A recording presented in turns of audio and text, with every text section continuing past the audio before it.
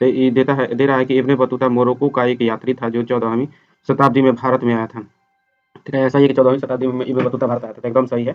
मोहम्मद बिन तुगलक के शासनकाल में ये आया था। उसे अलाउद्दीन खिलजी ने दिल्ली का काजी नियुक्त किया था, तो एकदम गलती है कहीं जी कि मोहम्मद बिन तुगलक के काल में आया था, तुगलक ने ही इसको काजी बनाया था। तो यहाँ पर दूसरा नंबर गलती होगा। तीसरा नंबर, उसने अरबी में रिहला नामक यात्रा वृत्तांत लिखा। तो एकदम सही है कि उसने अरबी में रिहला नामक यात्रा वृत्तांत। 1 और 3 सही है, तो ऑप्शन नंबर डी सही हो जाएगा। अब देख लेते हैं क्वेश्चन नंबर 43। पुलकेशिन द्वितीय के बारे में निम्नलिखित कथनों पर विचार कीजिए। पुलकेशिन द्वितीय के बारे में विचार करना है, तो देख लेते हैं। पुलकेशिन द्वितीय के बारे में तो दिया हुआ है, उसने राजा हर्षवर्धन को पराजित किया था। पुलकेशिन द्वितीय ने राजा हर्षवर्धन को पराजित किया था जी।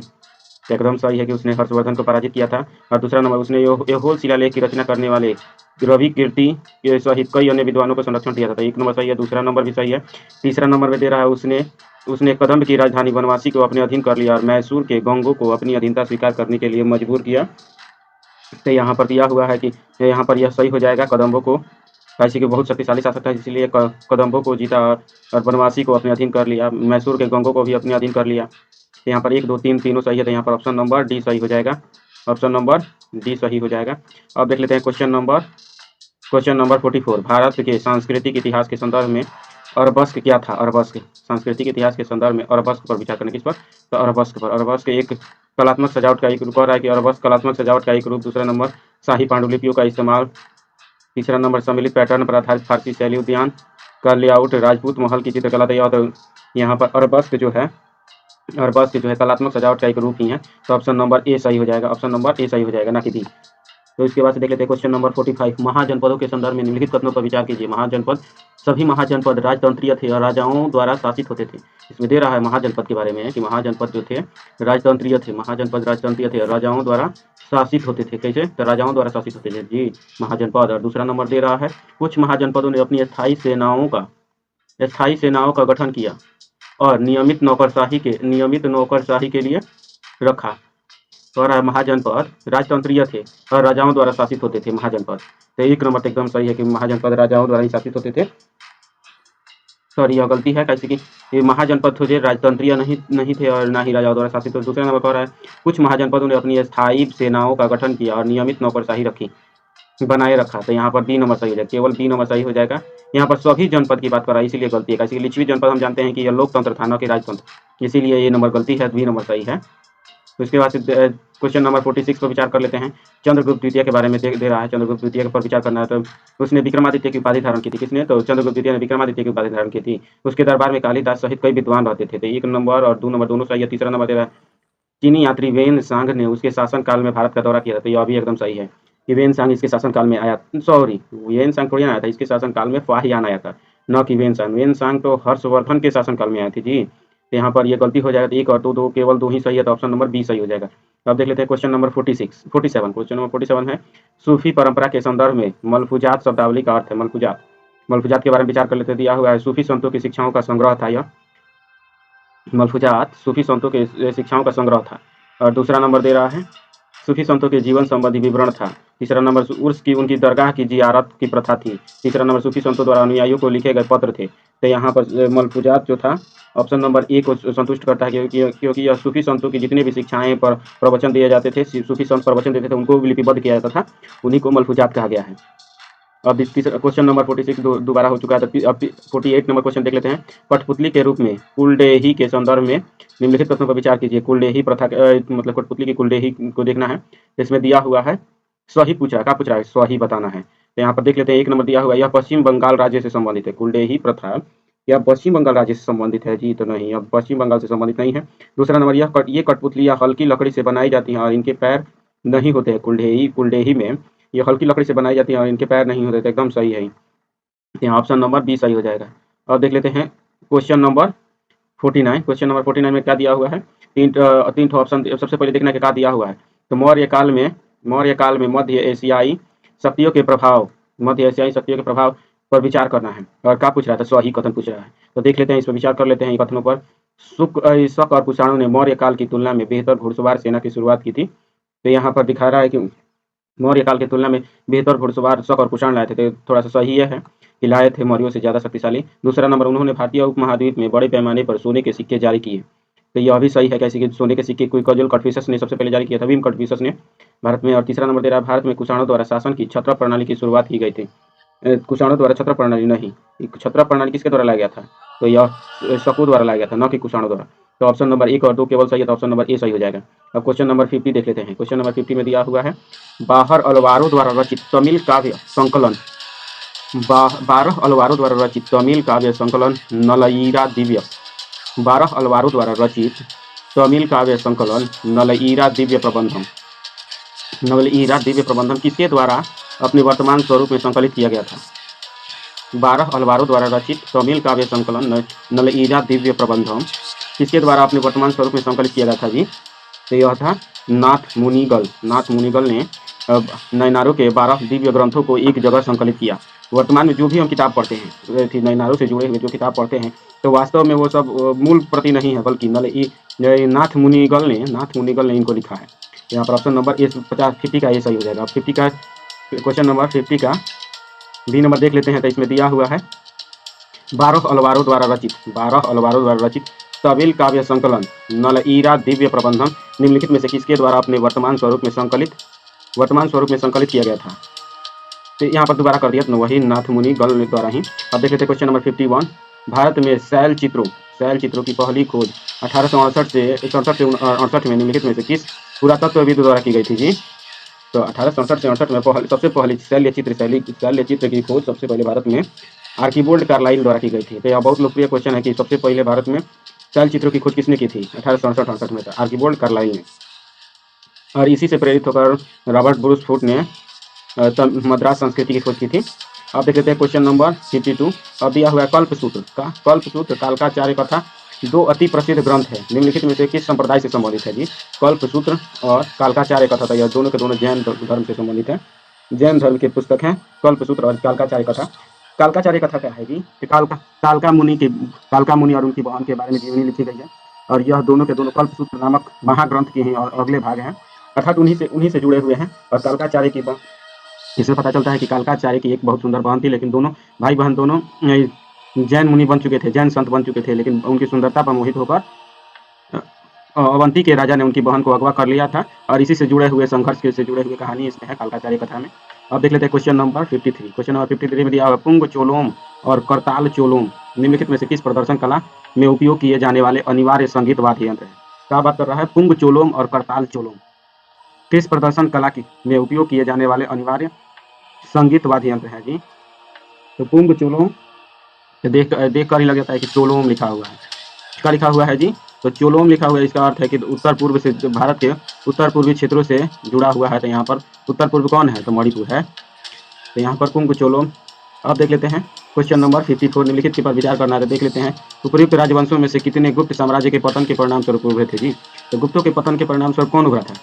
तो गुप्तों के पतन के परिणाम स्वरूप मौखरी भी उभरे थे, पुष्यभूति भी उभरे थे, मैत्रक भी उभरे, अर्थात तीनों के तीनों गुप्तों के पतन पर ही जन्मे। अब देख लेते हैं अजंता और एलोरा की गुफाओं के संदर्भ में निम्नलिखित कथनों पर विचार कीजिए। अजंता एलोरा की कथनों के संदर्भ में विचार करना है, तो विचार कर लेते हैं। जहां अजंता की गुफाओं में 2 मंजिला गुफाएं हैं, कह रहा है जहां अजंता की गुफाओं में 2 मंजिला गुफाएं हैं, वहीं एलोरा की गुफाओं में 3 मंजिला गुफाएं हैं। कह रहा है कि अजंता में 2 मंजिला है, वहीं पर एलोरा में 3 मंजिला गुफाएं हैं जी। तो यहाँ पर ऑप्शन नंबर ए सही है, अजंता 2 मंजिला तक है, जबकि एलोरा 3 मंजिला तक है। जबकि दूसरा नंबर दे रहा है जहाँ अजंता की गुफाओं में पद्मपाणी और वज्रपाणी के चित्र प्राप्त होते हैं, वहीं एलोरा में इनका चित्र प्राप्त नहीं होता है। तो यह गलती है, काहे से कि यह एलोरा में पद्मपाणी और वज्रपाणी का भी प्राप्त होता है। तो यहाँ पर ऑप्शन नंबर केवल ए सही हो जाएगा, बी सही नहीं होगा। अब देख लेते हैं क्वेश्चन नंबर 56।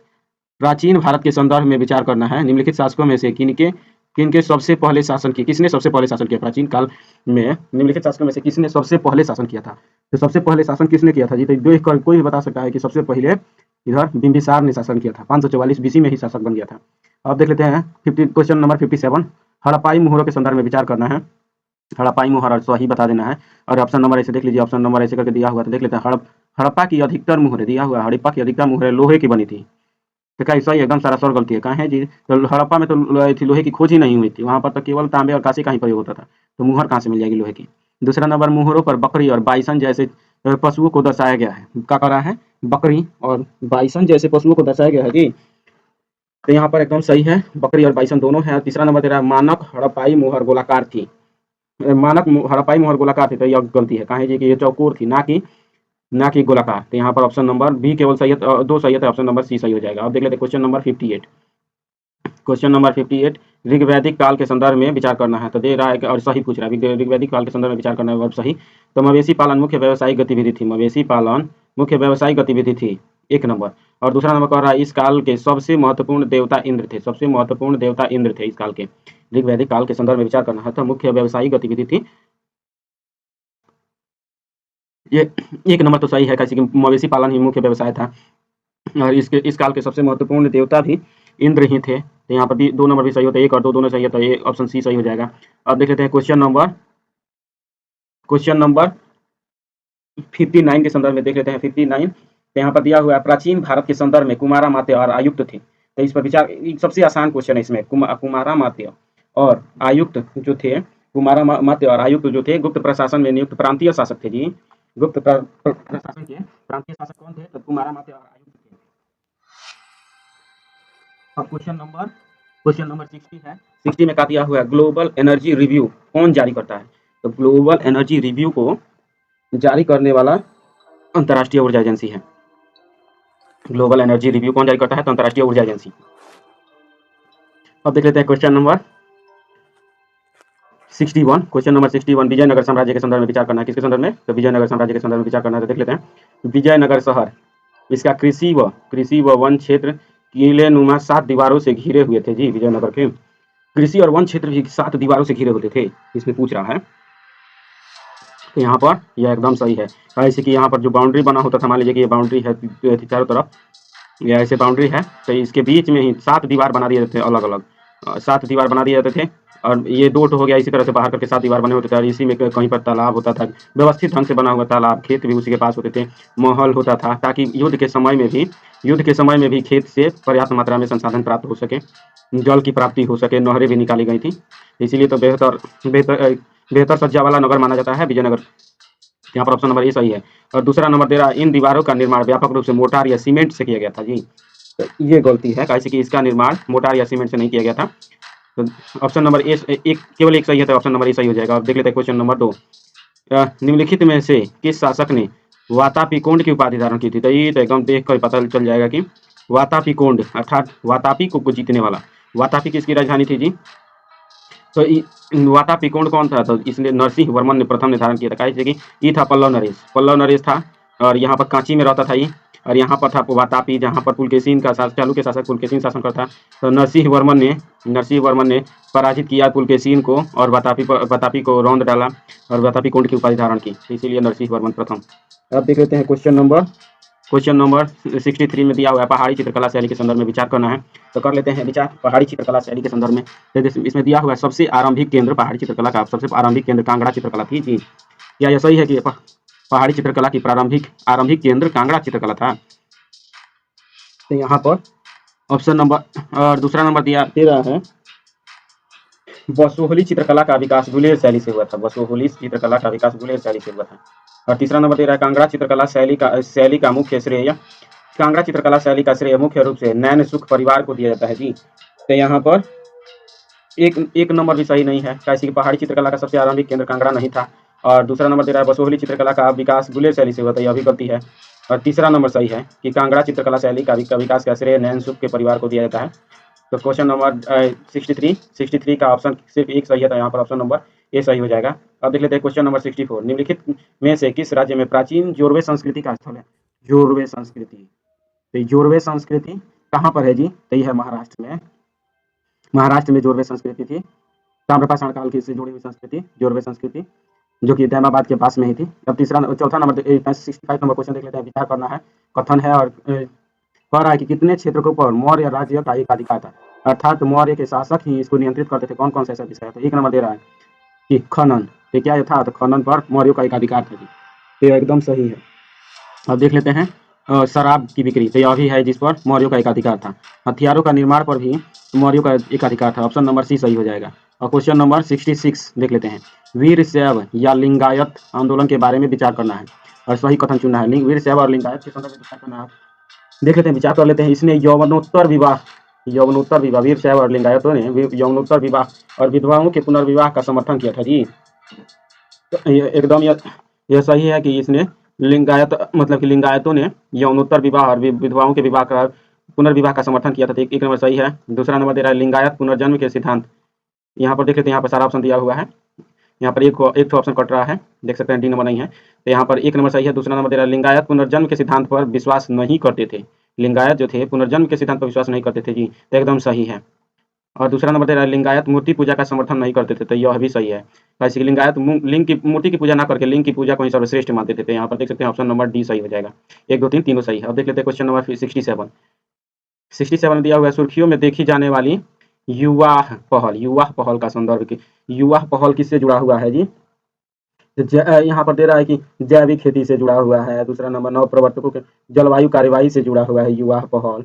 और चौथा नंबर दे रहा है स्कूल ड्रॉप आउट को रोकने के लिए है। लेकिन वास्तव में तीसरा नंबर सी नंबर सही है। कहें जी, तो इसमें क्या है? युवा पहल में कौशल देना, युवाओं को कौशल, रोजगार, भागीदारी के अवसरों के साथ सशक्त बनाने के लिए एक बहुहितधारक पहल है। बहुहितधारक पहल है युवा पहल। तो यहाँ पर ऑप्शन नंबर सी सही हो जाएगा। अब देख लेते हैं question number 68। Question number 68 Mughal बादशाहों द्वारा बनवाए गए इतिवृत्तों के संदर्भ में निम्नलिखित कथनों पर विचार कीजिए। इतिवृत्तों के संदर्भ में मुगल बादशाहों द्वारा बनवाए गए इतिवृत्तों के संदर्भ में विचार कर लेते हैं जी। तो यहाँ पर है रज्मनामा रामायण की फारसी संस्करण थी जी। तो क्या ऐसा ही है? तो नहीं, यह गलती है। कहाँ है जी? तो रज्मनामा जो थी महाभारत का फारसी संस्करण था, ना कि रामायण था। तो रामायण के कारण गलती है। और दूसरा नंबर पांडुलिपि तैयार करने के केंद्र को किताब खाना कहा जाता था। पांडुलिपि तैयार करने के केंद्र को किताब खाना ही कहा जाता था। बी नंबर सही है। और तीसरा नंबर दे रहा है मुगल शासन के दौरान सभी पुस्तकें हस्तलिखित थी जी। क्या मुगल शासन के दौरान सभी पुस्तकें हस्तलिखित ही थी? तो यहाँ पर देखिए, यहाँ पर यह गलती हो जाएगा। कैसे कि उस समय, हाँ यह सही है। कैसे कि उस समय प्रिंटिंग प्रेस भारत में नहीं आया था। तो यहाँ पर सभी पुस्तकें हस्तलिखित ही थी, ज़्यादातर पुस्तकें हस्तलिखित थी। तो ये 2 और 3 सही हो जाएगा। ऑप्शन नंबर बी सही हो जाएगा। अभी प्रिंटिंग प्रेस अकबर नहीं लगवा पाए थे, और ना ही मतलब कि 1707 तक कोई प्रिंटिंग प्रेस भारत में नहीं आया था। आप देख लेते हैं क्वेश्चन नंबर 69। क्वेश्चन नंबर 69 नियतनामा की सचित्र पांडुलिपि जो कि भारतीय और फारसी शैलियों का एक मिश्रण है के संदर्भ में विचार करना है। नियतनामा की सचित्र पांडुलिपि भारतीय और फारसी शैलियों का एक मिश्रण है। नियतनामा पर विचार करना है। तो देख लेते हैं नियतनामा बीरबल की आत्मकथा। तो ऐसा कुछ नहीं है कि बीरबल की आत्मकथा नियतनामा कहा जाती है। तीसरा नंबर दे रहा अकबर की जीवनी। अकबर की जीवनी कैसे कहेंगे? नहीं, कैसे कि इसके अकबरनामा ना कहते हैं, तो नियतनामा कैसे कह देंगे? तीसरा नंबर सभी मुगल शासकों का दर्ज इतिहास। नहीं, ऐसा कुछ नहीं है। एक बुक कोई नहीं लिखा गया है जिसमें सभी मुगल शासकों के बारे में जानकारी दी गई हो। तीसरा यहाँ पर बी नंबर दे रहा है गियासुद्दीन खिलजी के समय की एक पाक कला पुस्तक है। तो यह एक सही है। नियतनामा जो कि गियासुद्दीन शासक के शासनकाल में पाक कला की पुस्तक लिखी गई थी। और देख लेते हैं क्वेश्चन नंबर 70 चैत्य और बिहारों के विकास के संदर्भ में विचार कर लेते हैं। जैन मठ परिसरों का हिस्सा थे। कह रहा है चैत्य और बिहार जो थे जैन मठ परिसरों का हिस्सा थे। दूसरा नंबर दे रहा है शैल कर्तित चैत्य और बिहारों की उत्पत्ति सातवाहन शासकों के समय हुई थी जी। तो यहाँ पर देख लेते हैं ऑप्शन नंबर ए केवल एक सही है। चैत्य और बिहार जैन मठ परिसरों का हिस्सा थे। लेकिन यहाँ पर बी नंबर सही नहीं है। कैसे कि शैल कर्तित चैत्य और बिहारों की उत्पत्ति सातवाहन काल में नहीं, उसके पहले भी बहुत पहले हो चुकी थी। शैल कर्तित रॉक कट चैत्य और बिहार पहले भी हो रहा था। तो यहाँ पर 2 नंबर गलती है, 1 नंबर केवल सही है। तो ऑप्शन नंबर ए सही हो जाएगा।